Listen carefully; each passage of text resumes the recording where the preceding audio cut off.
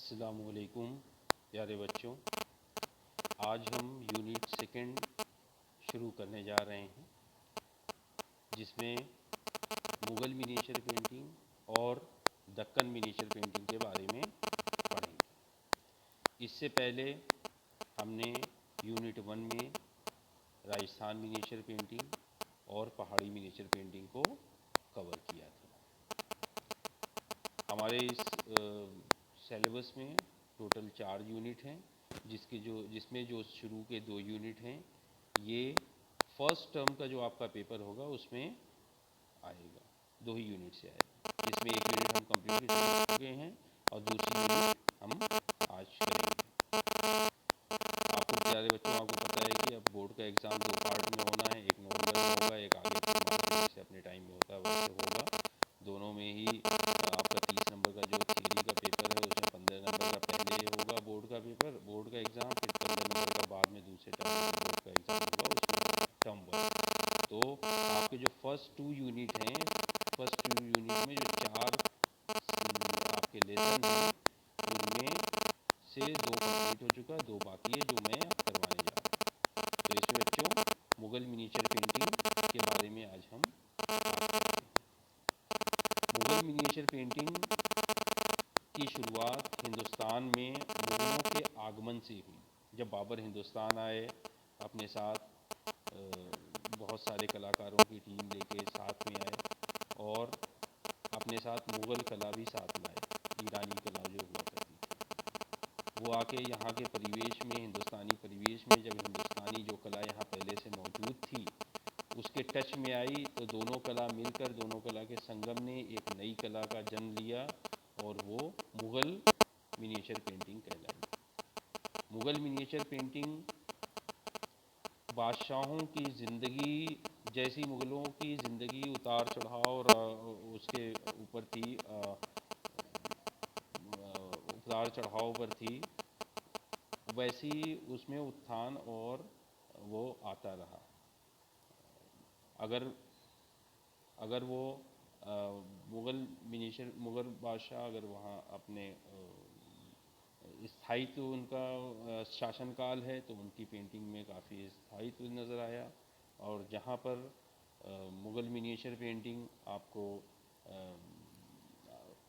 बहुत ज़्यादा काम जिस पीरियड में नहीं हो पाया तो उसमें बादशाह जो उस वक्त के बादशाह हैं उनकी ज़िंदगी या तो उथल पुथल वाली रही, सही से शासन उनका चल नहीं रहा था, उनको बहुत सारे थ्रेट्स रहे होंगे, अपनी पूरी तरह स्टेबल नहीं कर पाए, तो उनकी पेंटिंग में उनका असर हमें देखने को मिलता है।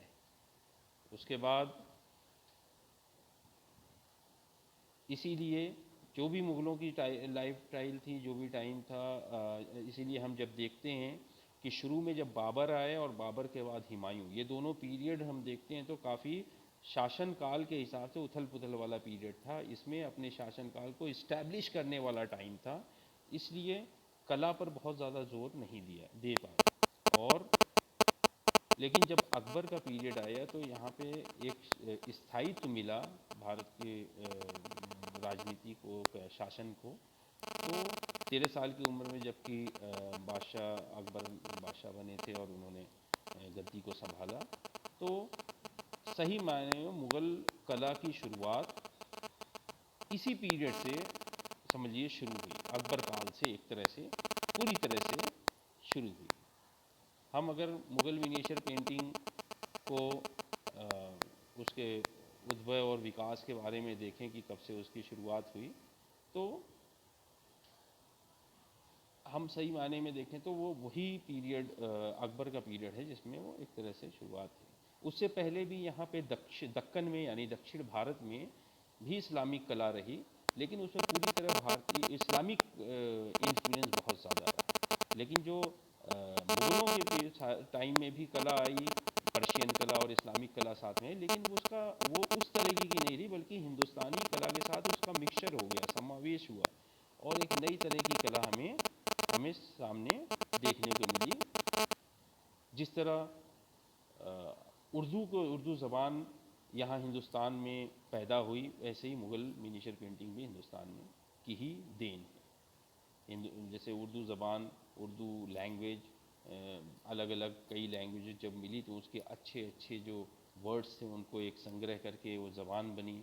जो है उसमें अरबिक भी है, पर्शियन भी है, फ्रेंच भी है, इंग्लिश भी है, हिंदी भी है, संस्कृत भी है, सारी भाषाओं का एक संगम बना तो एक उर्दू ज़बान नाम यहाँ से पैदा हुई हिंदुस्तान की कोख से।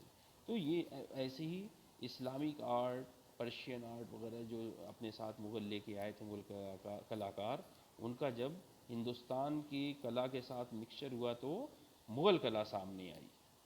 तो ये है तो भारतीय कला, लेकिन इसमें ईरानी और मतलब इस्लामिक कला का इस पे इन्फ्लुएंस भी, यानी मिक्सचर, इसे हिंदुस्तानी भारतीय और इस्लामिक आर्ट का मिक्सचर कहते हैं, इंडो इस्लामिक आर्ट इसे कहते हैं इसीलिए। लेकिन इसका जन्म पूरी तरह भारत में हुआ।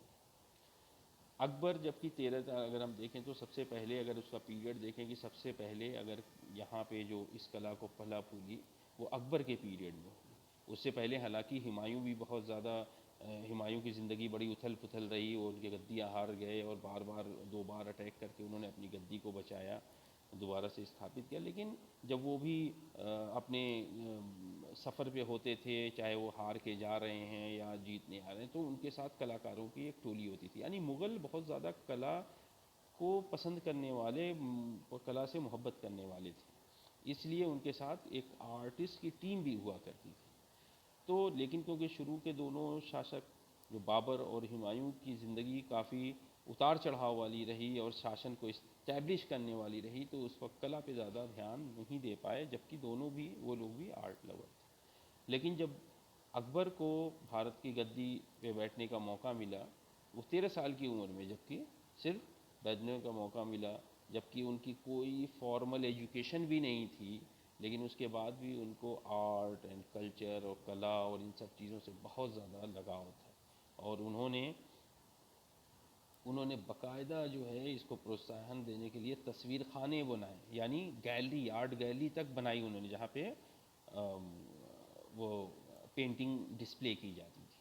और इवन उन्होंने सियालकोट के अंदर एक कागज़ का कारखाना भी लगवाया, जिससे इनको कागज़ भी मिले और कागज़ पे उन्होंने फिर यहाँ पेंटिंग्स बहुत सारा बनवाई और बहुत सारी बुक्स को इन्होंने लिखवाया और बहुत सारी बुक्स का ट्रांसलेशन कराया। यानी बहुत सारी जो हिंदुस्तान में हिंदू धर्म से रिलेटेड बुक्स थीं, उनको अरबी का और पर्शियन में उसका ट्रांसलेशन करवाया। बहुत सारी जो मुस्लिम जगत की चीज़ें थीं इस्लामिक, उसका इन्होंने यहाँ की ज़बान में ट्रांसलेशन करवाया। और इसके अलावा अकबरनामा और ये सारी किताबें भी इस तरह की इनके टाइम में लिखी गई।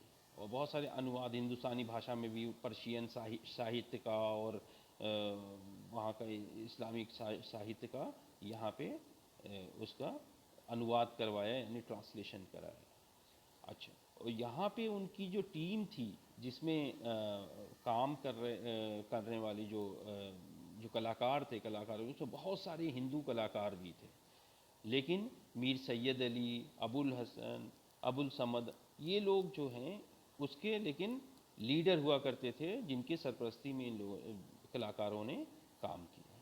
तो इसमें इसीलिए देखने में आता है कि हिंदू पौराणिक कथाओं पर और हिंदू साहित्य पर भी काफ़ी काम हुआ। लेकिन इसके अंदर जो मुग़लों की जो एक सोफिस्टिकेटेड तरीके से काम करना, ये जो उनका तर्ज था, जो काम करने का तरीका था, वो भी हमें बहुत अच्छी तरह देखने को मिलता है। यानी यहाँ पर जो मुस्लिम इस्लामिक प्रतीक थे, उसका हिंदुस्तानीकरण एक तरह से इनकी पेंटिंग्स के अंदर देखने को मिलता है। और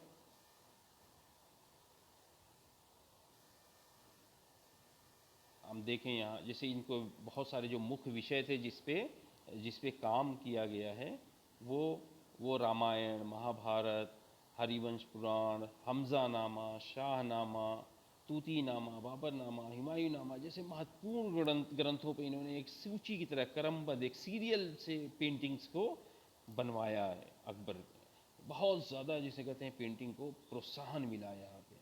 और इसमें हम देखें तो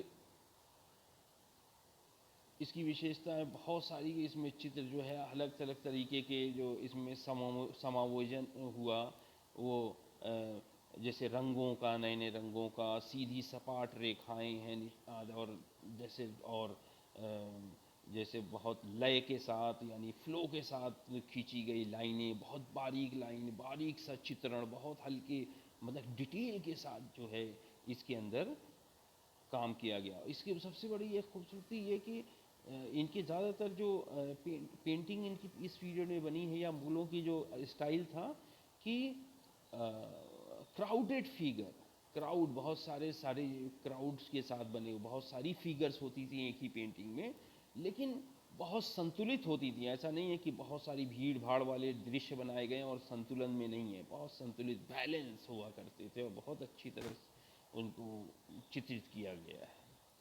और इवन इनके जो प्रोपोर्शन है, बॉडी प्रोपोर्शन, इंसानों को जो बनाया गया, ऐसा नहीं है कि उनको एकदम सही प्रोपोर्शन में, उनके अनुपात जो होता है इंसान का जो चेहरा है, हाथ पैर जितने बड़े होते हैं उसी हिसाब से बनाया गया, गोल चेहरे बनाए गए और पूरा भरा हुआ जो है पटल यानी बैकग्राउंड और फोरग्राउंड सब में काम हुआ है, काफ़ी चीज़ें भरी हुई, ऐसे नहीं खाली नहीं छोड़ा गया है। इसी ये सब इसकी बहुत सारी विशेषताएं हैं जो अकबर पीरियड में, क्योंकि मेन 3 पीरियड बहुत इंपॉर्टेंट है मुगल मिनिएचर पेंटिंग के। एक तो अकबर पीरियड, दूसरा है जहांगीर पीरियड, फिर शाहजहाँ का। ये 3 पीरियड हैं जो बहुत इंपॉर्टेंट हैं। अब जहांगीर पीरियड की बात अगर हम करें तो जहांगीर के पीरियड तक आते आते काफ़ी हिंदुस्तानीकरण और हो गया एक तरह से मुग़ल आर्ट का। और जहांगीर खुद बहुत ज़्यादा कला का लवर था, कला और साहित्य का लवर था, और उसके टाइम में यानी मोहब्बत करने वाला, उसको प्रोत्साहन देने वाला। तो उस और बहुत ज़्यादा जहांगीर जो थे वो तो उनके टाइम में बहुत सारी काव्यों की रचनाएं हुई, कल्पना पे बना यानी इमेजिनेशन पे बहुत सारी पेंटिंग्स वगैरह का चित्रण होने लगा जहांगीर के काम में। और उसमें इंडियन काफ़ी वो चीज़ नज़र आने लगी, हिंदुस्तानीकरण जिसे कहते हैं। उनके टाइम में जैसे जानवरों के ऊपर चित्रण हुआ है और पक्षियों को बनाया गया है, यानी जो कला सिर्फ बादशाहों की ज़िंदगी के इर्द गिर्द घूमती थी, उससे थोड़ा उठ के सामाजिक चित्रण की तरफ भी बढ़ गए हैं। उसके बाद शाहजहाँ का पीरियड आता है। शाहजहाँ के काल में, क्योंकि शाहजहाँ बेसिकली वास्तुकला के को बहुत ज़्यादा प्राथमिकता देते थे। वो हर किसी की अपना एक इंटरेस्ट होता है और पसंद होती है, तो शाहजहाँ को वास्तुकला से बहुत ज़्यादा लगाव था, मोहब्बत थी, यानी भवन निर्माण में। इसलिए उन्होंने कला की तरफ, जो ये पेंटिंग है इसकी तरफ कम ध्यान देकर भवन निर्माण की तरफ बहुत ज़्यादा ध्यान दिया, बहुत ज़्यादा। इसीलिए उनके शासनकाल में कोई बहुत ज़्यादा नई चीज़ें नहीं सामने आई। जो पुरानी चीज़ें चली आ रही थी पुराने शासनकाल में, वह उसी कला को समझिए वही चीज़ जारी रही, कुछ उसमें नयापन नहीं आया। लेकिन उतनी स्ट्रॉन्ग तरीके से, जैसे पहले जितनी स्ट्रॉन्ग पोजीशन में पेंटिंग थी उतनी स्ट्रॉन्ग पोजीशन में नहीं रही, यानी उतनी अच्छा, उसी तरह से उसमें थोड़ा सा ह्रास आया। और हाँ, कुछ उनके टाइम में कुछ गिनी चुनी कहानियाँ हैं, जैसे दारा शिको और राणा दिल की कहानी है, बाज बहादुर और रूपमती की कहानी है, लैला मजनू है, जैसे गिने चुने प्रेम गाथाओं के खास तौर से। और जो है कुछ चित्र जो है सीरियल में ज़रूर बने। और और बाकी चित्र बने, उसके बाद बाकी और सब चित्रों को जो जो टॉपिक बना करते थे एक तरह से उसको त्याग दिया गया। इस इस इनके काल में शोभा यात्रा, जैसे यात्राएं निकल रही हैं, त्योहारों का जो सीन होता है, इस तरह की चीज़ें, और ज़्यादा पसंद करते थे प्राकृतिक चित्रण, और थोड़ा सा सॉफ्ट और सोफिस्टिकेटेड उनके बैकग्राउंड पृष्ठभूमि हुआ करती थी, थोड़ा कोमल रंगों का इस्तेमाल, कोमल भावनाओं का इस्तेमाल, सजावटी तत्व यानी उसके साथ ऑर्नामेंटल चीज़ों का बहुत ज़्यादा इस्तेमाल किया गया। शाहजहाँ थोड़ा सोफिस्टिकेटेड और नरम मिजाज के थे और थोड़ा इमोशनल टाइप के लोग थे। वो उनकी टाइम में वॉर के सीन नहीं बने, उनके हिंसा के, युद्ध के, ये सब सीन उनके टाइम में बहुत अभाव रहा। उनके टाइम में बताया मैंने कि प्रेम कथाएं जो हुआ करती थी, लैला मजनू, इस टाइप की पेंटिंग बहुत ज़्यादा बनी है, हिंसा वगैरह से दूर रहे, क्योंकि उनका मिजाज ऐसे था और जिस राजा का जैसा मिजाज था वैसी ही पेंटिंग उनके सामने उस टाइम की पेंटिंग वैसी ही आती है। लेकिन बहुत सुंदर पेंटिंग भी उनके टाइम में भी हुई है। उसके बाद राइस मुगल मिनीचर पेंटिंग की जो उत्थान, यानी जो आगे बढ़े, मुगलों के साथ ही आगे बढ़े और मुगलों के अलग अलग बादशाहों के इंटरेस्ट के हिसाब से वो फली फूली आगे बढ़ी और इंटरेस्ट के हिसाब से वो ख़त्म भी हुई, अपने पतन की तरफ भी गई। अब देखिए लास्ट उसके बाद जब औरंगज़ेब का ज़माना आया तो औरंगज़ेब थोड़ा इस्लामिक मिजाज के आदमी थे और उन्होंने संगीत को और पेंटिंग को और इसको थोड़ा इस्लामिक मिजाज के ख़िलाफ़ समझा, मानते थे और है भी। तो वो उन्होंने जो दरबार, उससे पहले दरबार के अंदर जो दरबारी चित्रकार हुआ करते थे, उनको बहुत ज़्यादा मान सम्मान मिलता था और वो बहुत ही एक एलीट की तरह रहते थे और उनका ट्रीटमेंट भी वैसे ही होता था। लेकिन जब औरंगज़ेब गद्दी पे बैठे तो उन्होंने कला को और संगीत को बहुत ज़्यादा अहमियत देना छोड़ दिया। और तो उस वक्त के जो कलाकार थे, चाहे वो संगीतकार थे या आर्टिस्ट थे, चित्रकार थे, तो इन लोगों ने अपनी इंसल्ट महसूस करी। अब दरबार में उनको वो मुकाम नहीं मिलता जो पहले बादशाहों को मिला के टाइम में मिलता रहता था। तो इन लोगों ने यहाँ से पलायन करना शुरू कर दिया, दरबार से पलायन करना शुरू कर दिया, यानी माइग्रेट होने शुरू कर दिया इन्होंने। और यहाँ से माइग्रेट होकर ये पहाड़ों पर हिंदू राजा हुआ करते थे, पहाड़ों में जो मुगलों के अधीन जो हिंदू राज्य थे, जिसके राजा हिंदू हुआ करते थे, यानी वहाँ राजा हिंदू होते थे, ये यहाँ पे दिल्ली में महाराजा होते थे उन राजाओं से ऊपर। तो उनके अंडर में जो स्टेट थी जिनके राजा, तो वो पूरी जितनी भी गढ़वाल, हिमाचल और जम्मू कश्मीर तक जितनी भी पहाड़ियों के रीजन है पूरा, उसमें सारे जितने भी राजा वो हिंदू हुआ करते थे। हम आगे पढ़ेंगे पहाड़ी मिनीचर पेंटिंग में, तो पढ़ चुके हैं पहाड़ी मिनीचर पेंटिंग में कि वो ये लोग वहाँ चले गए और एक तरह से मुगल मिनीचर पेंटिंग के अंदर बहुत बड़े गिरावट आई और मुगल मिनीचर पेंटिंग को ख़त्म होने का की वजह भी बनी है, क्योंकि कलाकार जो है धीरे धीरे, और जो भी काम अगर कुछ हुआ भी इस पीरियड में तो बहुत ज़्यादा इंडिपेंडेंट तरीके से जिन्होंने काम किया बस किया, बादशाह यानी दरबारी चित्रण और ये सारी चीज़ें नहीं हुई इस पीरियड में। और यहीं से इसका ह्रास यानी गिरावट यानी खात्मे की तरफ हम बढ़ गए। अब ये तो बात हुई कि किस तरह बादशाहों के उत्थान और पतन के साथ इस कला का उत्थान और पतन हुआ। इस पीरियड में इस मुगल मिनिएचर पेंटिंग में चार मुख्य पेंटिंग है, चार पेंटिंग है जिसको हमें पढ़ना है। और इसमें जो पहली पेंटिंग है वो है कृष्णा लिफ्टिंग माउंट गोवर्धन, यानी कृष्ण गोवर्धन पर्वत को उठाते हुए। ये बेटा पढ़ाया जाएगा, एक एक पेंटिंग को बाद में पढ़ाया जाएगा, लेकिन फिलहाल एक इनका इसको कलाकार मिस्कीन ने बनाया था और ये अकबर पीरियड में ये पेंटिंग बनी थी। दूसरी एक पेंटिंग उसके नाम नीचे है फॉल्कन ऑन बर्ड रेस्ट, अगर आप देखें स्क्रीन में वो लिखा हुआ है फॉल्कन ऑन बर्ड रेस्ट, यानी ये पेंटिंग देखिए पहली पेंटिंग थी, ये दूसरी है फॉल्कन ऑन बर्ड रेस्ट। ये पेंटिंग उस्ताद मंसूर ने बनाई और ये जहांगीर पीरियड की पेंटिंग है। देखिए इससे पहले ज़्यादातर पेंटिंग जो है थी वो धार्मिक चित्रण पे और बादशाहों की ज़िंदगी में थे, लेकिन यहाँ पे सामाजिक चित्रण पे भी ये पेंटिंग होने लगी। आसपास जो समाज में चीज़ें, उसमें जानवरों की पशु पेंटिंग, तो उस्ताद मंसूर इसके कलाकार हैं, यानी बैठा हुआ बाज पक्षी, इसके कलाकार हैं उस्ताद मंसूर। और ये पीरियड है इनका जहांगीर पीरियड। उसके बाद एक पेंटिंग है कबीर और रायदास, ये पेंटिंग है और इसके कलाकार हैं उस्ताद फ़खरुल्लाह खान। कबीर और रायदास और जो है ये पेंटिंग शाहजहाँ के पीरियड में बनी, शाहजहाँ के पीरियड में। उसके बाद एक पेंटिंग और है, चौथे नंबर की पेंटिंग, वो है मैरिज प्रोसेसन ऑफ दारा शिकोह, दारा शिकोह की शादी, बारात का सीन, यानी दारा शिकोह की बारात।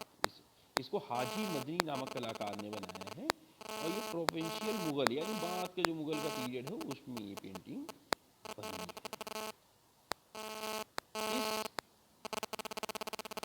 इस पेंटिंग में ये चार मेन पेंटिंग है जिसको हम आगे पढ़ेंगे, मुगल मिनिएचर पेंटिंग। अब हम इसके मेन फीचर्स के बारे में पढ़ते हैं कि ये तो हो गया कि कलाकार किस तरह किस पीरियड में ये पेंटिंग बढ़ी फूली, लेकिन इसके मेन फीचर्स क्या हैं, मुख्य इसकी विशेषताएं क्या हैं। तो बच्चों, विशेषताएं लिखने के लिए सबसे अच्छा है कि हम दो ये पीरियड है जिसके हम आपस में कंपेयर करें। देखिए, इससे पहले हम लोगों ने पढ़ा था कि जो राजस्थान मिनिएचर पेंटिंग है वो पूरी तरह भारतीय कला है और जन साधारण की कला है, आम आदमी की कला है। आर्टिस्ट उसके फ्री होते थे, अपनी मर्जी से पेंटिंग बनाते थे, उनके टॉपिक्स उनके डिपेंड होता था कि वो क्या बनाना चाहें वो कर ले। लेकिन मुगल मिनिएचर पेंटिंग में जो कलाकार थे वो दरबारी कलाकार थे, वो राजा के दरबार में काम करते थे, तो वो काम एज पर इंस्ट्रक्शन करते थे, एज पर इंस्ट्रक्शन, जैसा बादशाह की तरफ से हुक्म आता था कि ये बनाना है तो वैसे वो बनाते थे। तो ज़्यादातर जो पेंटिंग है मुगल मिनिएचर पेंटिंग की वो बादशाहों की ज़िंदगी के इर्द गिर्द घूमती है। जैसे बादशाह दीवाने आम में बैठे हुए, दीवाने खास में बैठे हुए हैं, दीवाने आम में लोगों की फरियाद सुन रहे हैं, या बादशाह गार्डन के अंदर टहल रहे हैं, ठीक है, या उनके शौक़ की कोई चीज़, जैसे बैठा हुआ बर्ड एक है, बाज पक्षी, उसको बनवाया, या कुछ धार्मिक चित्रण भी हुए हैं। लेकिन ज़्यादातर चित्रण जो वो हुए हैं जो जिसे कहते हैं कि सामने देख कर बनाया गया है। बादशाह है, बादशाह का पोर्ट्रेट बहुत ज़्यादा बनाया गया है, उनके चित्र बहुत ज़्यादा बनाए गए सामने बैठे, शबीह जिसे कहते हैं, शबीह बहुत सारे। लेकिन राजस्थान मिनिएचर पेंटिंग में ऐसा नहीं था। राजस्थान मिनिएचर पेंटिंग में क्या रहा, इमेजिनेशन पे बनाई गई चीज़ें, यानी सोच कर। अगर किसी धार्मिक चित्र बनाया गया तो राधा कृष्ण एक जिसको बनाया उन्होंने, तो राधा कृष्ण वहाँ मौजूद नहीं है। वो धार्मिक ग्रंथों को पढ़ने के बाद जैसी इमेज चित्रकार के अंदर बनती है वही वो चित्रकार पेंट करता है। जबकि यहाँ मुगल मिनिएचर पेंटिंग में अगर बादशाह अकबर को बना रहे हैं तो अकबर सामने बैठे हुए हैं, उनको देखकर बना रहे हैं। दोनों में फ़र्क, एक इमेजिनेशन से बन रहे हैं, पेंटिंग बन रही है, दूसरे मुगल मिनिएचर पेंटिंग सामने देखकर बन रही है, दोनों में फ़र्क है। तो बेटा, इसलिए राजस्थान मिनिएचर पेंटिंग और मुगल मिनिएचर पेंटिंग को अगर हम तुलनात्मक एक दूसरे के, क्योंकि कंट्रास्ट है, ये एक दूसरे की अपोजिट है बिल्कुल एक तरह से, तो अगर हम इसको दोनों की विशेषताओं को आपस में कंपेयर करके समझ लें तो बहुत आसान हो जाएगा दोनों पीरियड को समझना। इसीलिए मैंने इसे कंपेयर करके यहाँ पे लिखा है, स्क्रीन पे आप देखें कि अगर आप इसका पहला पॉइंट पढ़ें, ये जनता के दरबार की कला रही है। इसकी भावनाओं, उनके जन जीवन संबंधी धार्मिक कथाएं, सामाजिक जीवन के चित्र बहुयात रूप में बने हैं। ये राजस्थान मिनिएचर पेंटिंग के बारे में बात हो रही है कि ये आम जनता की कला थी और उनकी भावना, उनके जनजीवन के बारे में, उनके धार्मिक कथाओं के बारे में इसमें बहुत ज़्यादा पेंटिंग हुई है। जबकि हम मुगल मिनिएचर पेंटिंग का जब हम पहला पॉइंट देखते हैं तो उसमें लिखा है मुगल शैली दरबारी कला रही है। इसी में वह मुगल राजाओं के उत्थान व पतन के साथ संबंधित है। इसीलिए वो मुगलों के उत्थान, यानी उनके जब वो रूज पे गए तो रूज, जब उनका जवाल आया तो जवाल देखने को हमें मिलता है, यानी तो जबकि वहाँ पे, इसीलिए हमें यहाँ पे दोनों में मुगलों की ज़िंदगी के इवन इर्द गिर्द घूमने वाला है, इसका टॉपिक है यहाँ जब हम टॉपिक की बात करते हैं। अब दूसरा पॉइंट इस पर पढ़ें। इस शैली में राधा कृष्ण नायिका, रागमाला पेंटिंग, सामाजिक जीवन संबंधी विषयों की झांकियाँ चित्रों में प्रस्तुत की गई हैं। इसमें है दरबारी दृश्य, मुगल मिनिएचर पेंटिंग में दरबारी दृश्य, शाहनामे व उनकी व्यक्तिगत रुचियों से संबंधित विषयों को चित्रित किया गया है। यानी उनके जो बादशाहों की जैसी, जिस बादशाह की जैसी व्यक्तिगत चित्र रुचि थी वैसे ही पेंटिंग में नज़र आया। जैसे शाहजहाँ के टाइम में उनकी व्यक्तिगत जो रुचि थी वो भवन निर्माण में थे, तो वहाँ की अगर पेंटिंग देखें तो उसमें थोड़ा भवन निर्माण और इस पर ज़्यादा पेंटिंग के बैकग्राउंड नज़र आती है। जहांगीर के पीरियड में उनकी उनकी पेंटिंग पशु और पक्षियों से थी, तो हमें बैठा हुआ बाज पक्षी देखने को मिलता है। अकबर के ज़माने में, अकबर क्योंकि एक तरह से सेकुलर शासक थे, तो उनके टाइम में देखें तो कृष्ण गोवर्धन पर्वत उठाते हुए धार्मिक हिंदू धर्म के चित्रण को भी नज़र आया, जिसको प्रमोट किया है उन्होंने। तो ये दोनों में फ़र्क है, राजस्थान मिनिएचर पेंटिंग और पेंटिंग। तीसरे नंबर का टॉपिक देखें कि ये पूरी तरह भारतीय कला, अगर हम राजस्थान मिनिएचर पेंटिंग की बात करें तो ये पूरी तरह भारतीय कला, ये पूरी तरह भारतीय कला है। जबकि हम अगर मुगल मिनिएचर पेंटिंग का तीसरा पॉइंट देखें, ये शैली ईरानी व भारतीय शैली का मिश्रण है। ईरानी व भारतीय शैली का मिश्रण है, यानी इससे मुगल मिनिएचर पेंटिंग पे ईरानी कला का भी बहुत प्रभाव है। चौथा पॉइंट हम अगर राजस्थान मिनिएचर पेंटिंग का देखें, इस शैली में बहुत धार्मिक चित्रण हुआ है, इस शैली में राजस्थान मिनिएचर पेंटिंग में। और मुगल मिनिएचर पेंटिंग में देखें तो इस शैली में लौकिक चित्रण किया गया। लौकिक चित्रण मतलब कि जो सामने से देखकर बनाई गई है चीज़ें, यानी जो प्रेजेंट जो चीज़ें हैं उस पर ज़्यादा बनाई गई चीज़ें। जबकि धार्मिक चित्रण होगा तो जाहिर सी बात है, वो तो कथाओं में जैसा सुना हो पहले की बात की बातें हैं, वो इसको बनाया गया। पाँचवा पॉइंट अगर हम देखें इसे, यहाँ तीनों टोन का प्रयोग किया गया है। लोक कला के प्रारंभ के रंग चमकदार बने हैं। लोक कला यानी अगर हम देखें तो कला अगर देखें तो बहुत ज़्यादा लाल पीले नीले कलर का इस्तेमाल किया गया है उसमें मुगल मिनिएचर पेंटिंग में। लेकिन अगर राजस्थान मिनिएचर पेंटिंग में, अगर मुगल मिनिएचर पेंटिंग में अगर हम देखें तो रंगों को बहुत ज़्यादा मिश्रित कलर यानी मिक्स करके कलर का इस्तेमाल किया। पाँचवें नंबर का अगर पॉइंट देखें, मिक्स कलर, अगर मुगल मिनिएचर पेंटिंग में थोड़ा सोबर कलर, मिक्स कलर का इस्तेमाल किया गया है। बहुत सारे उसके टोन बनाए गए हैं, यानी शेड्स बना के तब उसको किया गया है। जबकि राजस्थान मिनिएचर पेंटिंग में जैसा हमने पढ़ा लाल पीले नीले डायरेक्ट कलर, क्योंकि वो एक तरह से देहाती कला थी, गाँव और देहात की कला थी। ये दरबारी कला है, बादशाह के शान शौकत के हिसाब से कलर इस्तेमाल किया गया। इसमें कलर में वो सोने चांदी के कलर भी इस्तेमाल किए गए हैं। अब इनका छठा पॉइंट देखें, इसमें अनेक चश्म में आकृतियां बनाई गई। राजस्थान मिनिएचर पेंटिंग में अगर देखें तो कोई फ्रंट पेज भी सिर्फ और साइड फेस भी बनाया गया, लेकिन मुगल मिनिएचर पेंटिंग में ज़्यादातर साइड फेस आप देखेंगे बनाया गया। Side face Mughal miniature painting में एक चश्म चेहरे इसे कहते हैं, जिसमें एक आंख नजर आए, एक चश्म। जैसे बादशाह अगर सामने बैठा भी है तो उसको साइड से यूँ दिखाएंगे, यानी एक चश्म से उसका नज़र आएगा। और बैठा हुआ बाज पक्षी आप देखें पेंटिंग में तो पक्षी ऐसे बैठा है, लेकिन पीछे मुड़ के वो कहीं देख रहा तो सिर्फ एक साइड की एक आंख नज़र आएगी जिसमें। इस तरह के चित्र ज़्यादातर बनाए गए हैं। मुगल मिनिएचर पेंटिंग की ये सब विशेषताएं हैं। विशेषताओं के अंदर आप लिखिएगा, ये दोनों की विशेषताएं इसलिए बताई जा रही हैं ताकि आपको राजस्थान मिनिएचर पेंटिंग की विशेषता पता चल जाए और मुगल की भी। दोनों एक दूसरे से अलग कैसे हैं वो आपको समझने में बहुत आसानी हो जाएगी। और विशेषता, किसी चीज़ की विशेषता ही उसको अलग करती है और उसकी पहचान होती है। अब देखिए इसमें इस शैली में हाशिए, अगर मुगल मिनिएचर पेंटिंग में अगर देखा जाए तो उसके हाशिए, राजस्थान मिनिएचर पेंटिंग के जो हाशिए यानी बॉर्डर हैं, जो उसके बॉर्डर हैं पेंटिंग के, वो बिल्कुल सादे हैं, बिल्कुल सादे हैं राजस्थान मिनिएचर पेंटिंग के जो बॉर्डर्स हैं। लेकिन मुगल मिनिएचर पेंटिंग में अगर देखें जाए तो इसके हाशिए, इसके बॉर्डर जो बहुत सुसज्जित हैं, यानी डेकोरेटिव बॉर्डर्स बहुत ज़्यादा उसके, क्योंकि एक बादशाह को अगर बैठे हुए दीवाने आम में दिखाएं तो उसके साथ साथ उसके बॉर्डर हैं वो चौड़े फूल पत्तियों वाले, बहुत डेकोरेट किए हुए बॉर्डर, इवन सोने चांदी के कलर से वो बनाए गए बॉर्डर, ताकि उनकी शान और शौकत और रुतबे का पता चले। और वहाँ पे एक आम आदमी की कला है राजस्थान मिनिएचर पेंटिंग में, जनसाधारण की, गाँव देहात के लोगों की कला है, फोक है, लोक कलाएँ हैं, तो वहाँ पे एकदम लोकल कलर हैं, एकदम सादे कलर हैं, एकदम सीधे सादे कलर हैं। यहाँ पे थोड़ा दिखावा है, बड़प्पन दिखाने के लिए यहाँ पे सजाया गया है हाशिया Mughal miniature painting.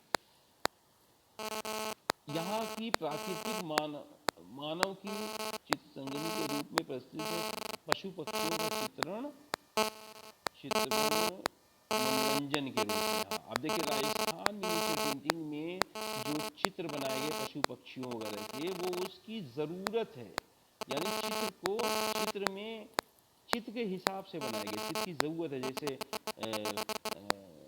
Ragamala painting है, 12 मासा ऋतुओं वगैरह पेंटिंग है, तो पक्षी वगैरह बारिश में झूम रहे हैं, जा रहे हैं, तो उस चित्र की ज़रूरत है, इसलिए उस पक्षी को उस तरह दिखाया गया।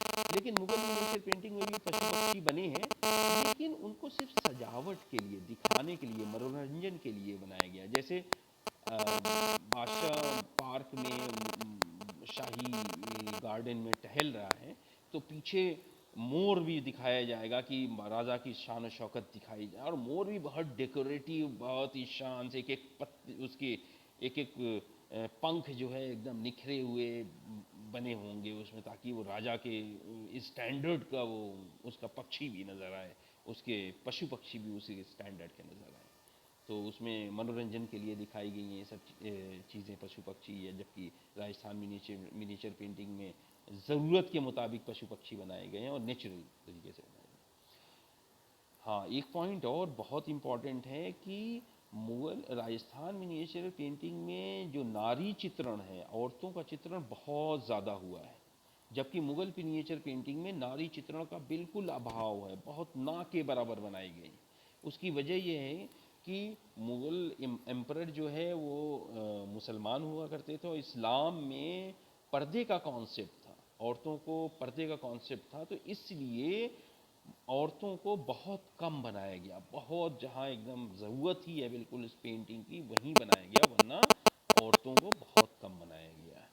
इस वजह से यहाँ पे नारी चित्रण का अभाव है। राजस्थान मिनिएचर पेंटिंग के जो टॉपिक्स हैं वो असीमित टॉपिक्स से अनलिमिटेड टॉपिक पे काम हुआ है, जबकि मुगल मिनिएचर पेंटिंग में सीमित टॉपिक पे, लिमिटेड टॉपिक पे काम हुआ है, यानी बादशाह दरबारी चित्रण वगैरह मेन बस टॉपिक रहे हैं मुगल मिनिएचर पेंटिंग में। जबकि राजस्थान मिनिएचर पेंटिंग में जन साधारण की, आम लोगों की कला थी, तो बहुत सारे सामाजिक चित्रण, धार्मिक चित्रण, हर तरह के चित्रण वहाँ पे हुए हैं।